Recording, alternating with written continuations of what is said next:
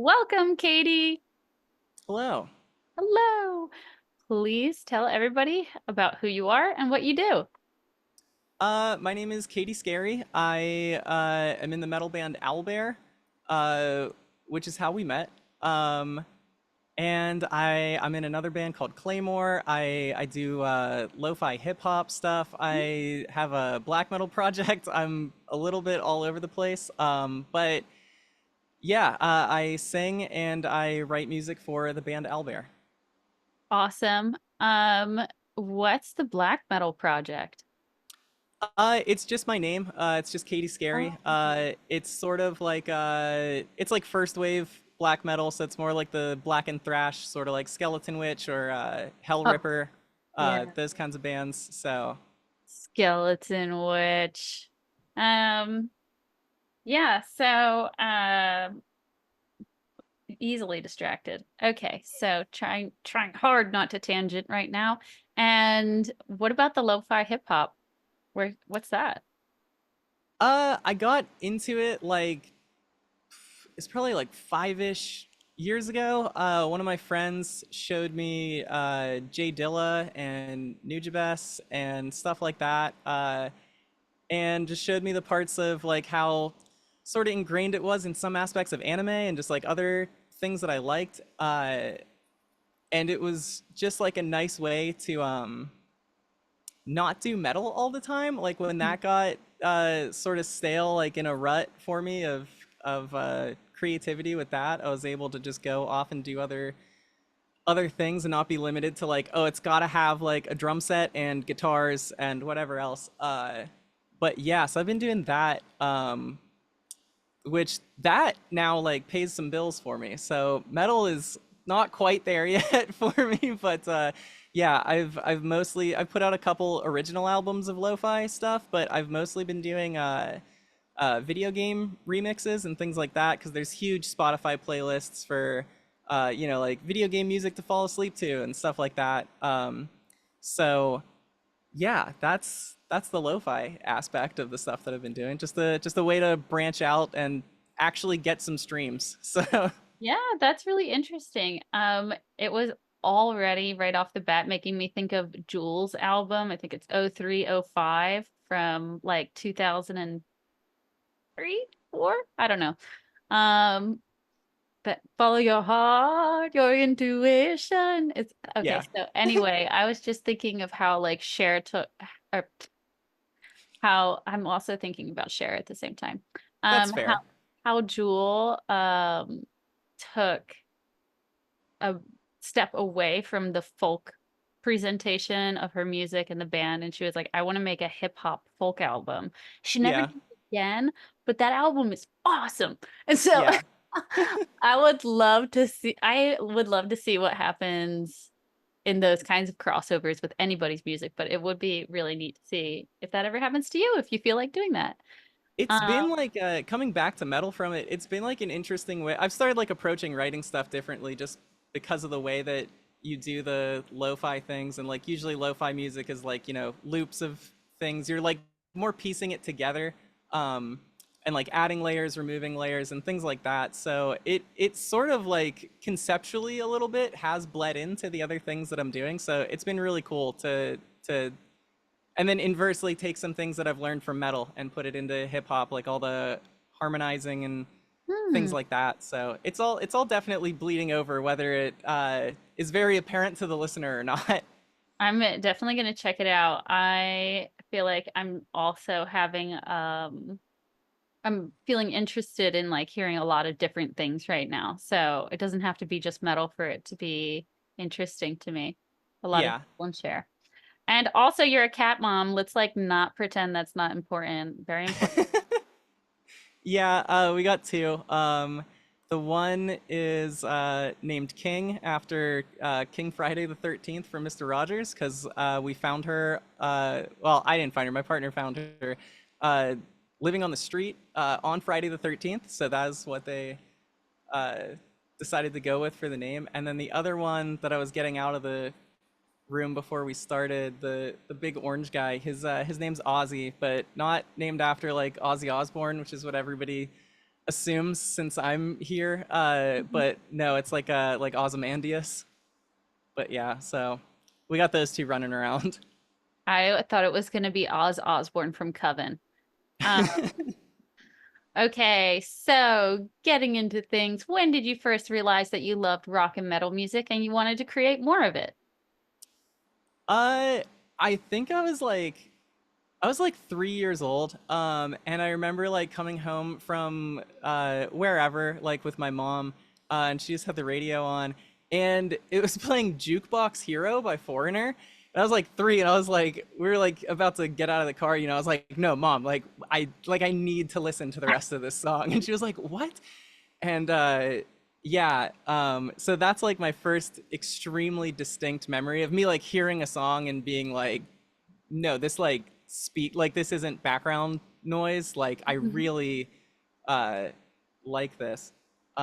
But my dad's a musician, and so like then eventually he bought me like an acoustic guitar, sized down for children.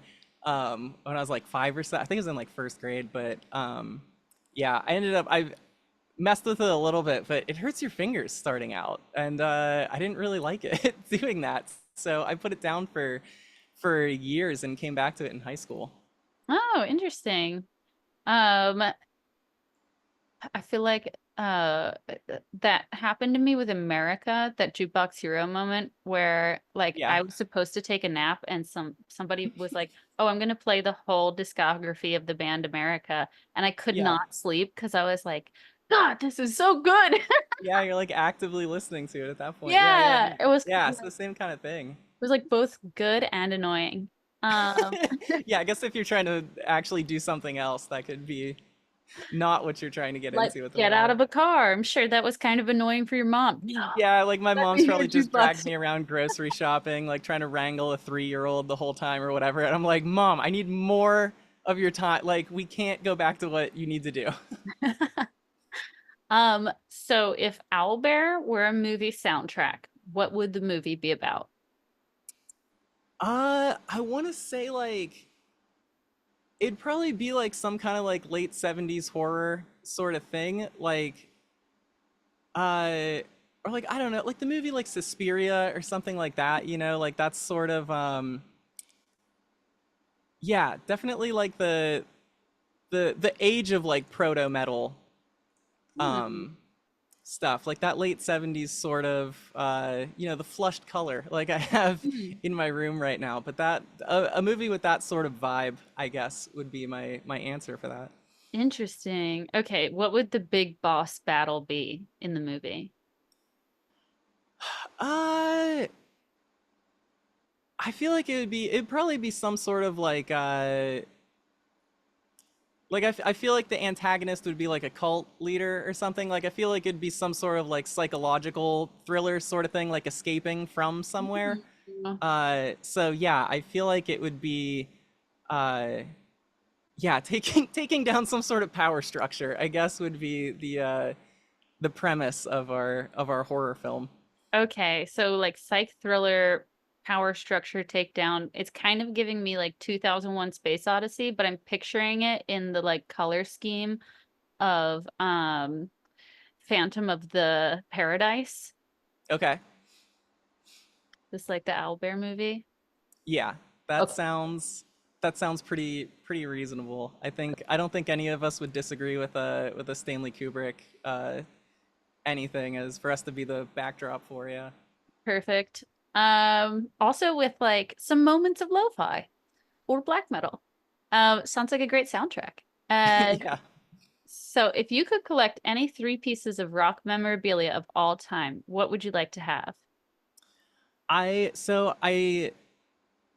thought of this earlier and I didn't get a chance to actually like look up the specifics, but just like probably all three of my answers would just be like within Kate Bush's wardrobe.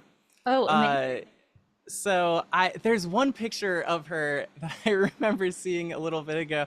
She's like in like some kind of like bat like vampire-ish like getup. But yeah, she always had some outrageous outfits that I really she understood the vibe every single time she needed to be dressed up for something. So Yeah. definitely if I could just start picking things out of Kate Bush's wardrobe. Only if they fit me like they fit Kate Bush, though. That's fair. They Yeah. like Like, because I'm thinking of everything from the Babushka music video, just mhm. like the stand up. I think it was a bass, maybe it was a cello that she's like spinning and she's like bopping around with it. And she's Yeah. wearing this like cat suit with a big bow on the back. And I'm like, that looks amazing on Kate Bush. What's it gonna look like on me? That is very fair. It was definitely a lot. Yeah, I don't know too many people that could pull off the things that Kate Bush was doing. So hopefully I would be one of them. You know, I would probably have to wear things from Nina Hagen's appearances because Yeah. she had like just a little more weight on her. So that would I could expect to look good in like one of her tutus. Yeah, Yeah. personally. I'm not sure it would make my top three anyway, but yeah, all things from Kate Bush. Love it. So, looking back, what was a big decision you made that turned out to be a great choice? Um, I like quite honestly just starting Owlbear, because it's been like one of the most successful music ventures that I've had, and it's done a lot of like stereotypically like landmark things for a Mhm. band to do, and like when me and Jeff decided to do it, like um, it was like a back burner idea. Like we were just like, well, if we ever feel like doing that, like we could always do like this trad metal band because we both really love that music. Um, so it's just like super ingrained into like the way that we hear things, the way that we write. Like it comes out in anything else whenever we're writing it. So we were like, yeah, that'd be a nice, relaxed, like low stress sort of thing for us to just very casually do whatever. And then yeah, the one day I was like, no, we should like actually be doing that. And I sent Jeff a bunch of demos, and then he was like, oh shit, we should like actually be doing this. And then he got to work on it. Um, but yeah, so I mean, yeah, now we're getting booked for festivals. I've never had my music on vinyl before except for Albear. Um, so yeah, there's been a lot of cool stuff that has happened uh, musically just because we finally decided to actually make Albear happen after talking about it for like 6 months or whatever. Like before that, we are like, yeah, maybe one day, like we'll get around to it. But yeah, so I think really buckling down on that was a very Hmm. altering decision for me. Yeah. Interesting. Yeah, I I first heard your band when I was in Sweden, and okay, the Owlbear is in a video game, Yes. and I don't play video games, but I remember seeing the Owlbear on the screen and going, "It's so cute!" And then I went to Google pictures of it, but I found your band instead. Oh, really? And then I was That's like, oh, fantastic. female fronted metal called Albear? Amazing. And so then I went and I listened to it and it sounded awesome too. And then I was very lucky to like really by chance discover that you were playing at Legions of Metal Chicago because I Mhm. went with Viper Witch to do their merch. And Oh, so okay.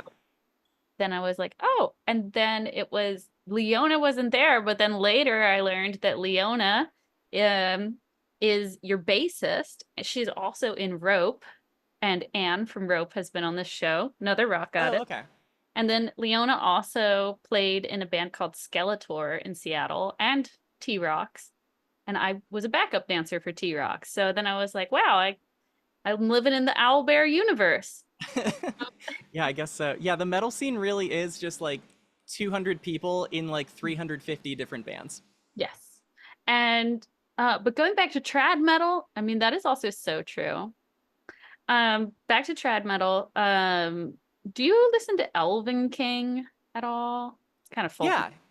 Yeah, Okay. I really liked their Pagan Manifesto album. Okay. It Mm-hmm. had like just come out when I discovered them. But yeah, that one, like I listened to some of their stuff before that and it didn't quite grab me exactly the same way.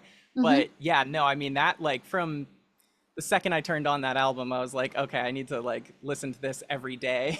I love Elven King so much because I think that your song Lose the Old with Owlbear, it reminds me of two songs. It reminds me of Season Speech by Elven King, and it reminds me of Tyrant by Judas Priest. Okay, yeah, I can see the Tyrant.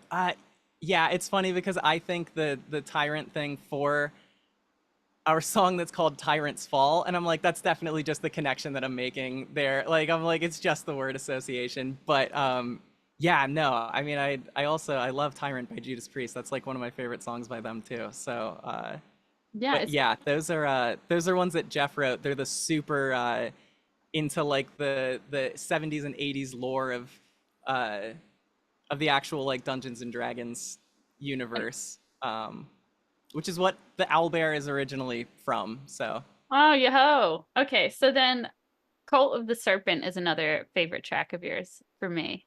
Just oh, thank you. tossing that out there. Okay, and then Claymore has been a band since 2007 in Pittsburgh, right? Yeah, Okay. roughly, That start and probably. everything. How did that get started? Oh, it was just my high school band. Oh, That yeah, so it was just some people that I knew that played the correct instrument. You know, we had like two or three of them, and then just sought out whichever I forget what, but doesn't matter. Whichever one slot we were missing. Um, but yeah, so we had put out some music uh back then, which is like untraceable now because it was probably uploaded to like whatever, like Bandcamp didn't exist, you know, yeah, and MySpace. Spotify didn't exist. Yeah, exactly. So yeah, we I think we did have a MySpace page that we had some stuff up on.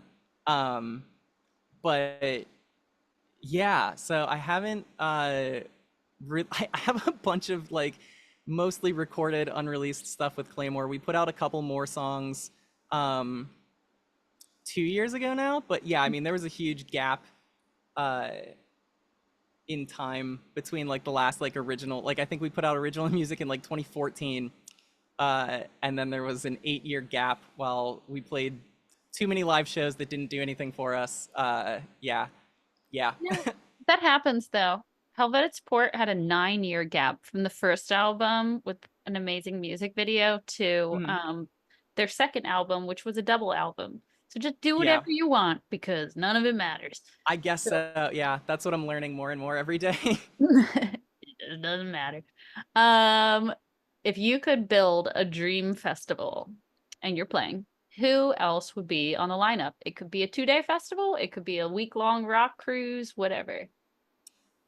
um it would it would definitely be the band Paladin. That's like my favorite band, and they unfortunately only have like one album and an EP. So that part's unfortunate, but any excuse for me to hear more Paladin, they would definitely be on it. The band Thunderforge, Hmm. which is Family Jules. He's a YouTuber. It's his like power metal band, and we've known like a couple of the guys from that for a while. That'd be cool. One, to see them. It'd be cool to just hang out again. Because we'll see them at Magfest in DC. I got to hang out with some of them this past year. But yeah, so Paladin, Thunderforge. I guess it's going to be mostly power metal. Elven King, since we mentioned them, that would be great. Yeah. They're a large Uh, band, aren't they? They're like 7 people in that band, aren't they?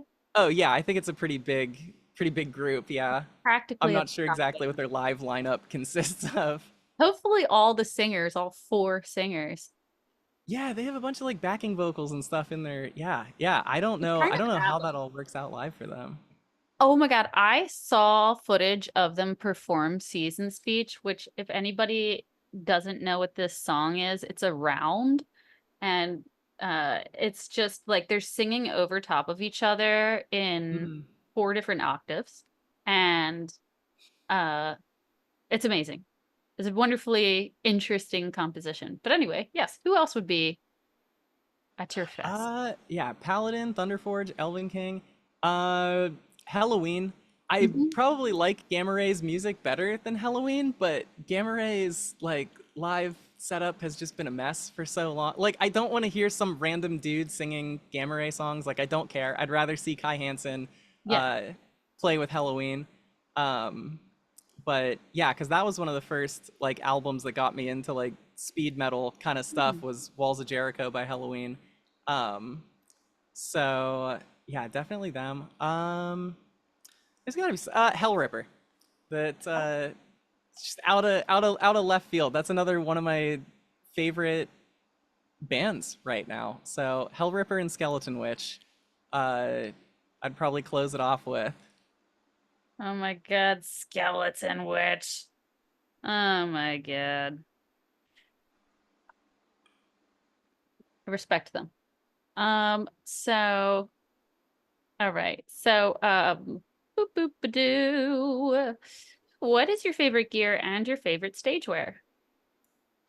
Uh, Favorite gear, I want to go with just my guitar that I have. It's a Kiesel, so it's like custom made, and I basically had been watching a bunch of YouTubers forever and was like, well, what stuff do they use? And so I like looked up what kind of pickups like most of them use. So I looked up what sort of bridge and like hardware and stuff they have. So yeah, I have this white Kiesel that's in like every video on the Claymore channel, and it has like Fishman pickups. It has an Evertune bridge, which has saved me so much time once I got it working. I don't really have to tune my guitar anymore. Um, but yeah, I mean, if I had to switch to a different guitar now, I would hate it. So which I have several other ones, and I have not since I bought the Kiesel in like 2020. I don't think that I've picked up any of my other guitars since then. So definite, like hands down, favorite piece of gear is my Kiesel. Uh, Favorite piece of like stage wear. Um, I don't think I would wear it on stage because it's so hot. But for like videos that I've done, I have this like sort of like Morticia Adams dress. Like it has like the belt, like the sleeves and stuff hanging off of it. But yeah, so I really like that. Um, which yeah, I was wearing that in Claymore's Inner Sanctum video, which was like the last like original song that we had put out. But or then we did a Castlevania cover, and I was like, that fits the vibe flawlessly. Like, um, but yeah, so I really like it. It looks cool, and but it's just whatever the fabric is. If it's above like 65 degrees, like it gets so sweaty so fast. Okay, so But it yeah, seems like your the fantasy festival is taking place in like a valley in Switzerland in the mountains. It's like just south of Jungenfrau, yeah, and so that you can wear the Morticia Adams. yeah. Then I could have it going. Yeah, an outdoor in cooler climate. Yeah, definitely not like summer in Pennsylvania is like not Yeah. not the time for it. There is so much going on around Pittsburgh this summer as far as shows go. Like Yeah, uh Burning Witches playing with Deb's band Lady Beast. Lady Beast. And Yeah, sometimes it's just that's the name of the band, Deb's band. So that's gonna I be think that is how a lot of people around here uh, probably know them as Deb's band. Not in a bad way. She is just. I mean, she's. I would go to local shows and she was like working the door and stuff, and it was like, oh hey, like yeah. So so she's she's a a star, she's a you know? pillar. Yeah. Yeah. She's kind of a superstar. She's sort of the Cher of Pittsburgh. Yes. Yeah. Yeah. Yeah. Yeah. And she has that. I don't know if they're gonna bring it back or if they. I haven't paid attention to it, but yeah, she does that Metal Immortal festival. Mhm. Um, but yeah. So I mean, yeah, she does a lot for rock and metal around here. She really is a pillar of the community. And she's not doing it this year because she moved into a new house. But you Mm. should reach out to her about her new house because it's amazing. She Oh found this yeah.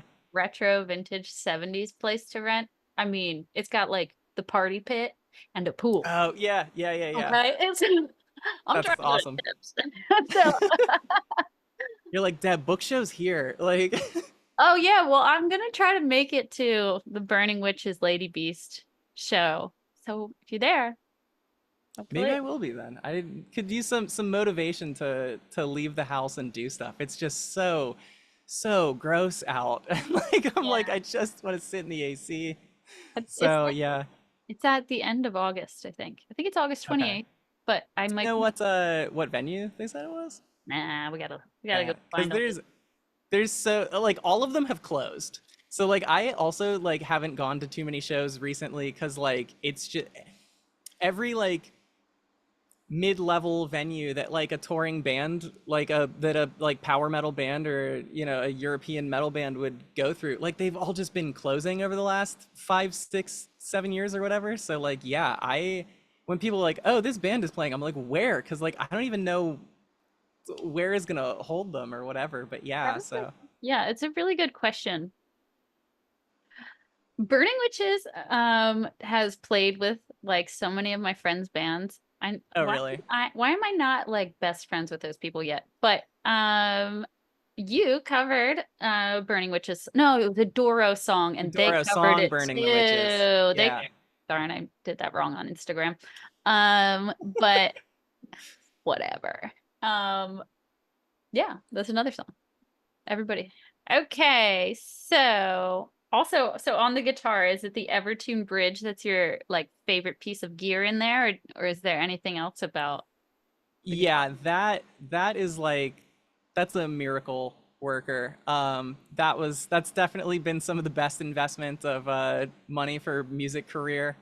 Because yeah, it just I would mess for so long with like um just retuning my guitar because like you play up the higher frets and like it's not intonated perfectly, and now like you're a little sharp playing this riff, and like so yeah, it was just a mess before trying to get things to the level of perfect that I thought they needed to be. And then yeah, the Evertune, like there's a way to just adjust the intonation on it like way easier. And yeah, it has saved me. I can't even think of how many hours it has saved me not having to mess with things, just picking it up, doing the very minimal fine tuning, and be like, cool, I'm set to record for the whole day if I want to, and I don't have to worry about it changing how I set it at the very beginning. So yeah, no, that hands down, that's my favorite piece of gear that I have. It sounds really good. It sounds great. I wonder if they make it for bass guitars. Uh, They don't because Leona has asked, and they're like, Leona would know. yeah, so she said she's like, as soon as that is a thing on the market, she's like, I'm getting it immediately. Oh, But that is. yeah, I tried to get her to come on the show for an episode, and we never got it organized. But I'll just she bug her mentioned again. that earlier today. Yeah. Because I was like, I'm doing this thing, and she was like, oh, is that with Joe? And I was like, yeah, it is. And she was like, ah, I forgot to like. I was like, I'm sure you could reach back out when you Of have time. course, yeah. And then we can get real nerdy about the bass stuff. There's been a lot of really great conversations about bass stuff on here. Oh All yeah. right. So, after a long, hard day of recording in the studio or being on tour, driving to a festival, writing at practice, what's your favorite way to take care of yourself? There was like this couple week long stretch where I just did the same thing. Whether it was like coming home from work or being like, okay, I'm burnt out on recording stuff for the day. I would make myself tea, and it was either like my like throat comfort stuff to like Mhm. try to keep myself in actual shape that I should be for singing all of these things. So I'd do that. I'd make myself tea, and then I would play F-Zero for the Super Nintendo, which is just this like retro racing game. And then they made like a battle royale version of it for the Switch, and it's just like it's 100 people doing this race, and it's just a mess. And but yeah, so that was how I would chill out after work or after being burnt out on music. I would just drink tea to relax, and then I'd play a really high-paced video game. I don't really know why, like those two meshing were what I went for, but yeah. So that was my go-to move for like a solid 2 weeks at one point. Not recently because it's 100 degrees and I'm not drinking hot tea right Mm. now to chill out. But yeah, Yeah, I mean, I kind of get it. There is like right now, YouTube Reels, the little short ones are like Mhm. catching me. They're keeping me up at night. Yeah. Like, cause I don't know, like they're just like maps that will blow your mind. And I'm like, yeah, show me. Wasting like hours at night Yeah, watching the YouTube I've Reels. realized how much time I've accidentally, like, yeah, with reels specifically, and there's been a couple times where I've been scrolling through, and there'll be a reel, and it's just like you're wasting your time, and I'm like, oh shit! I like look at the clock, and I'm like, it's been 45 minutes. Like I've watched 800 short videos. Like what is Mhm. wrong? Like I have to do something. Yeah, Well, yeah. So I feel it. it's like a bag of potato chips, first of Yes. all, for the classic reason that you can't have just one, but also because there's like GMOs in those videos or something. Like I'm addicted to them. And it's like so my parrots, I put them to bed at 8 o'clock, and that's also my like signal to myself that like I need to take off my eyelashes and brush my teeth and get in the bed. Mhm. And then I get in the bed, I'm like, oh, now I can just watch some reels. And then it's like 11. Yep. I'm like, Yeah, it gets away ah. so fast. Yeah. But I suppose that's a little bit like for the same reason that video games can be relaxing. I don't know. I'm making a total guess here because I don't play video games. So I think that they're like Yeah, watching it's reels. it's definitely got to be that same sort of thing of just like I'm burnt out on like the real things I was supposed to be doing. Like that's not giving my brain like dopamine anymore, and it's just Oh, like what can give me rapid fire dopamine? yeah. And it's like Okay. playing a video game or scrolling through 100 YouTube reels or whatever. Yeah, so Yeah. That definitely makes I so much think the same sense. kind of concept. That makes so much sense to me. I think you're the first person to ever explain why video games are fun to me. Yeah. You're Because like, it's why are like, people enjoying these?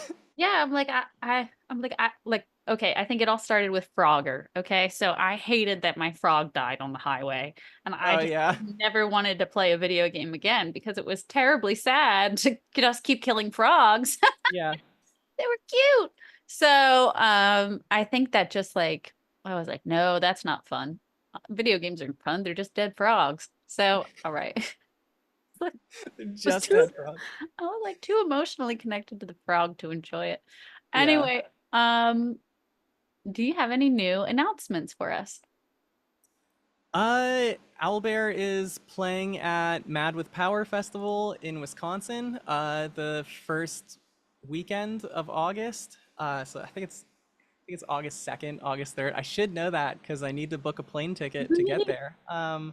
But yeah, so that's the next big thing for Albear. We're working on album two. We got the album art finished for it, and I think well, I don't know when the actual video will be out, but Sarah, the vocalist for the band Smolder, does these videos on YouTube, and she's doing like a deep dive on US power metal, and so she reached out to us to ask if we wanted to be included, and so we handed off the album art to her today, so she's gonna have that in her video. So that is like our next main band things is that we're finalizing album two, and we are playing another fest, and we'll see what festivals get back to us for more live events. Because yeah, I don't think it's going to be a tour or anything. I think it's going to be very specific uh, dates like that. But yeah, so Yeah, that is that's like ideal. That's what I think. I tour yeah, is not appealing to me. yeah. Um, Neither to any of the rest of us in the band. So yeah, it's like I am totally happy to like spend a full weekend enjoying a city and playing a festival, but I yeah, will not be driving in and out like that. that's like yeah, that's exactly what we said for because we were looking at one, like it seemed like we might like the organizers might have interest in us, whatever. So we were like, if we did that, like I'd kind of rather just hang out in that place for a bit. Like I Mhm. don't yeah, we were like, why would we play like a great festival and then be like, okay, back to playing dive bars Mhm. in wherever the hell. And we were like, that Yeah. doesn't sound fun at all. We were like, Yeah. guys, we could just like be on vacation. Yeah, Like be on so vacation. I mean, that's that's if definitely that way that we all view it as well. Is like I'd like to just spend this weekend in this cool place and we'll play our thing. And I'm not lining up 4 other dates to play eventually on like a Tuesday night at wherever in the middle of nowhere. Yeah. So Yeah, and also just like the stress and the load out and everything like that. It's just not for me, but I know some people love tour and they feel their best doing it, and yeah. goddess bless them.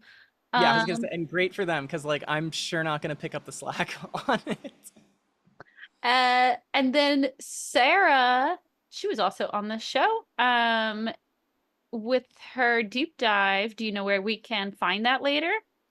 I am assuming that it's on that like Banger TV channel, I Oh, think, is okay. the one that she puts her stuff on. I think. That's what Jeff said, or the guitar player in Albear. That was what he said he was pretty sure was going on with it yesterday when he talked to me about it. So because he's the one that was talking to Sarah, I was not. So Cool. I just have the secondhand info on it, but I love that. You have a secretary. yeah, I guess so. Love that for you. Um, just kidding.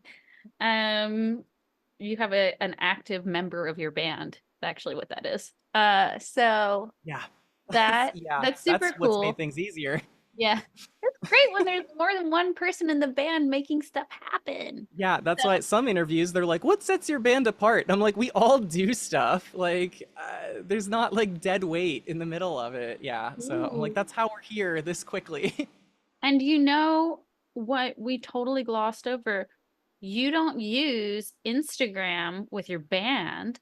I Are don't. there other social media platforms you don't use, or there's some that you do use? The band has a Facebook page, which the only things we post on there is like if we have something coming up or if there's like new merch or whatever. It's very it's a very business oriented Facebook page. As opposed to other bands that are constantly posting memes or whatever. So like if you follow us on Facebook, you will actually just get the important uh, updates from it. I have a Twitter account where there's definitely no important updates on there, but that one's just at Katy V Scary. Um, and then I mean, yeah, the band's on Bandcamp and Spotify, but the band doesn't have a Twitter. It's really yeah, I think the only banned social media is Facebook. Yeah, and I think a lot of people talk about how there is that social media is like a new labor for musicians. That has to be balanced with the creativity of putting out music, and that's like that drains people. Because Absolutely. like takes energy to do that, and time and focus and everything. And it's on your to-do list and stuff. So you guys, the whole band, is just like, no, we're not going to do that. And you're playing festivals. Do you have any words of wisdom for people who would like to do it your way? Um, yeah, I'm gonna try to think of how to like summarize it because I mean, this is a Just say it very straight. Just say it constant, straight. oh, not even like that. Oh, trust me, I don't have a proper filter on the way that I talk about what other bands should be doing. But no, I mean, this is like a constant, source of conversation in our band chat where like yeah we'll see somebody doing like the band social media stuff where they're like here's what gurus and influencers have told me that I have to do and like here's the best times to upload and here's like the kind of content and here's how to like format it and whatever and we're like we literally just throw it into the void and that's it like we've never made a TikTok, we've never made a Facebook reel, we've never yeah, we don't do like any of the very stereotypical stuff that I see so many people doing it and then they're still not moving the needle. And so Hmm. we see them doing that and we're like, well, why would we Hmm. do that then? But yeah, I think it all is really just like the audience that you're trying to reach and the sort of content that goes onto these platforms. Because like, I don't think that if we made 800 TikToks, that we all of a sudden would be Gen Alpha's favorite dad metal band. Like that's not a thing that's going. Like we're not like that's not our audience. That the people that are mostly using TikTok, I'm like we don't appeal to them. Hmm. So like why would we be doing that?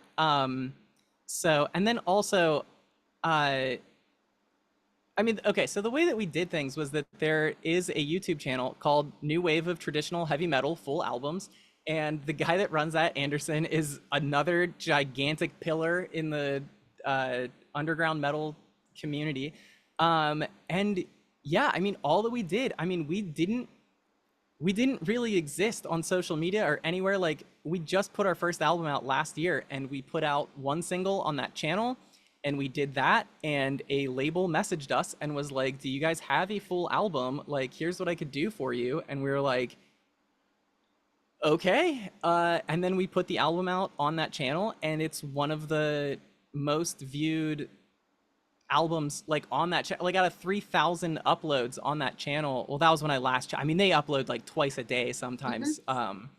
But yeah, it ended up being in like the top like 100 or 200 like most viewed uploads on that channel.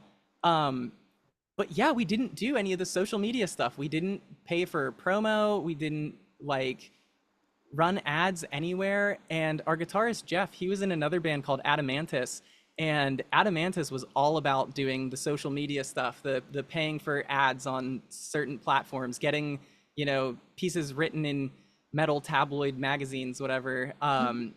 And we didn't do any of that.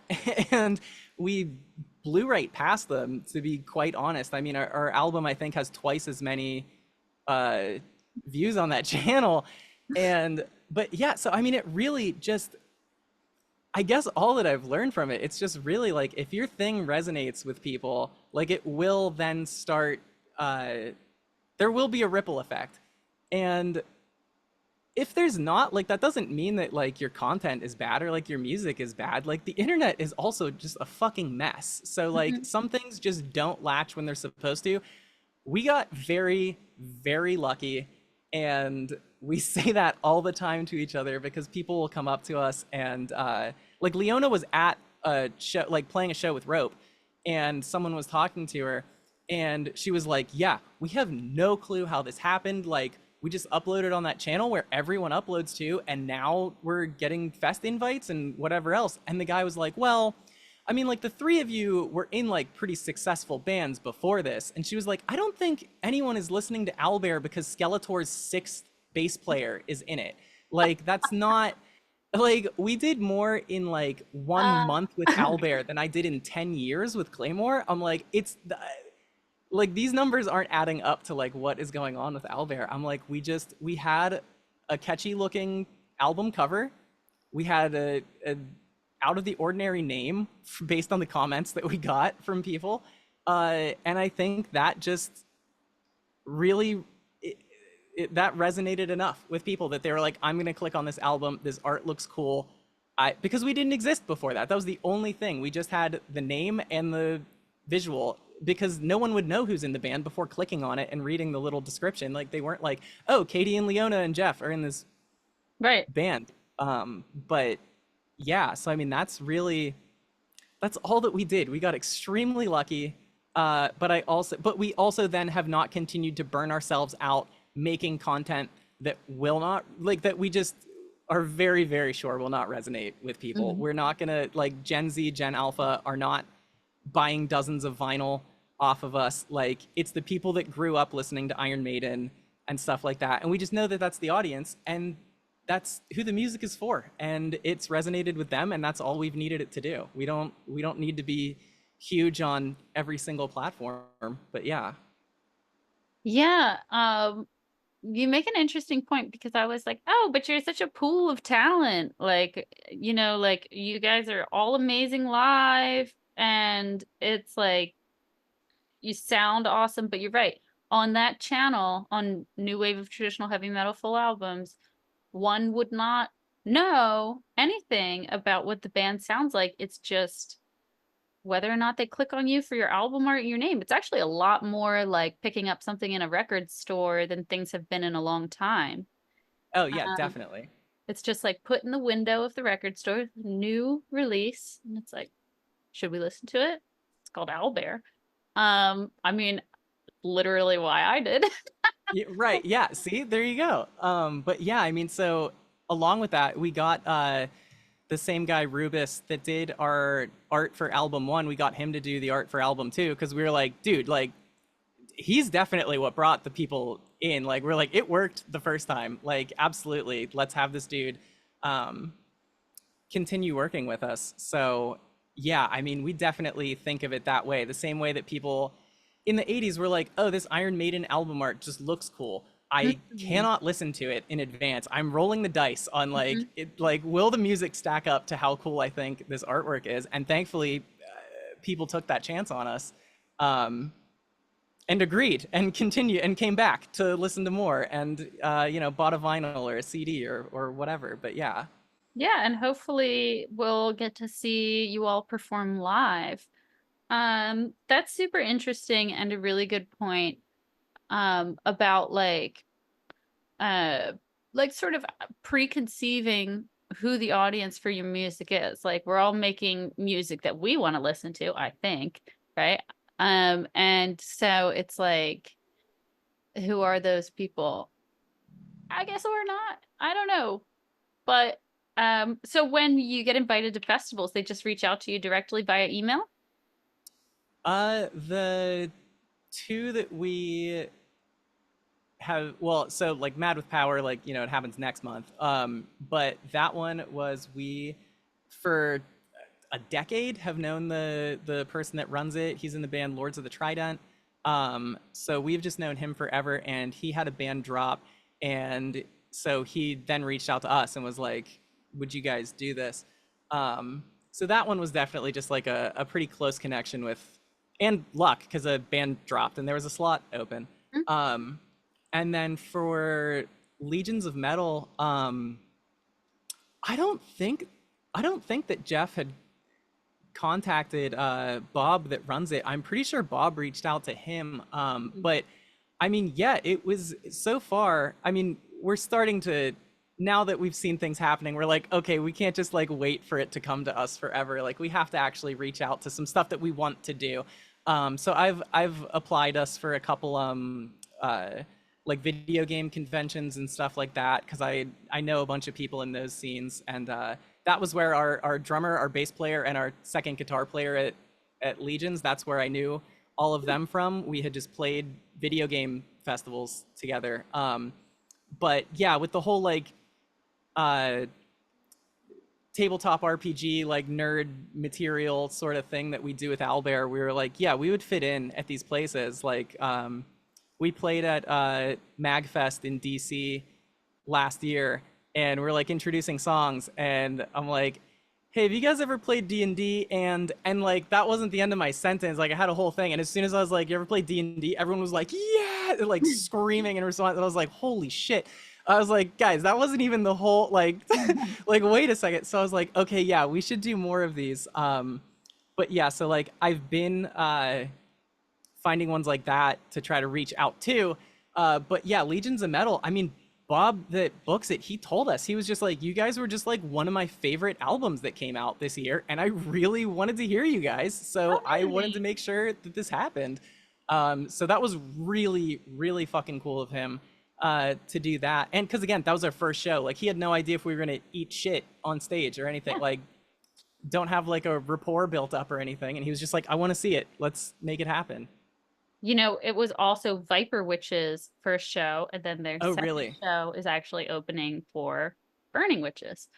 Nice. Um, and I think that's like pretty like cool and interesting. The management of Legions of Metal had such great variety and ratio of like representation at that festival. It was so fun and comfortable. Good job, Legions of Metal. And then the other thing, the New Wave of Traditional Heavy Metal Full Albums channel did an announcement like maybe like 2 weeks ago now that they are going back to only posting full albums now. So they no longer do music videos or lyric videos or singles. But my channel, the Rock Goddess channel, is here to adopt all of the bands that have at least one woman in them.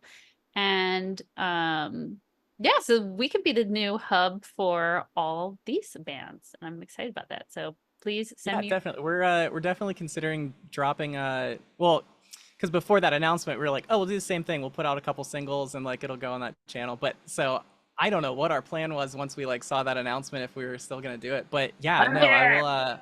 Yeah, I'll let Jeff know about that then. Because yeah, we're definitely because that's the other thing. Yeah, we don't have our own YouTube channel because we were like, why would we upload to our channel when like there's a guy that has a built-in audience that Mhm. helps all of these bands anyway. Yeah. But yeah, no, so definitely. Okay. Yay! I've got like actually Rope is going to release on this channel. Oh, nice. So and Breaker is going to be sending a music video too. So at Oh least yeah. we know that this channel doesn't have the same biases in the way that we sometimes run into in metal about things like gender. Yeah. So anyway, that is yeah, we covered where to follow everything. So that's it. Thank you so much for your time today, Katie. Thank you for having me. This was great. My pleasure. Hopefully I'll see you in Pittsburgh. Yeah, definitely. Bye.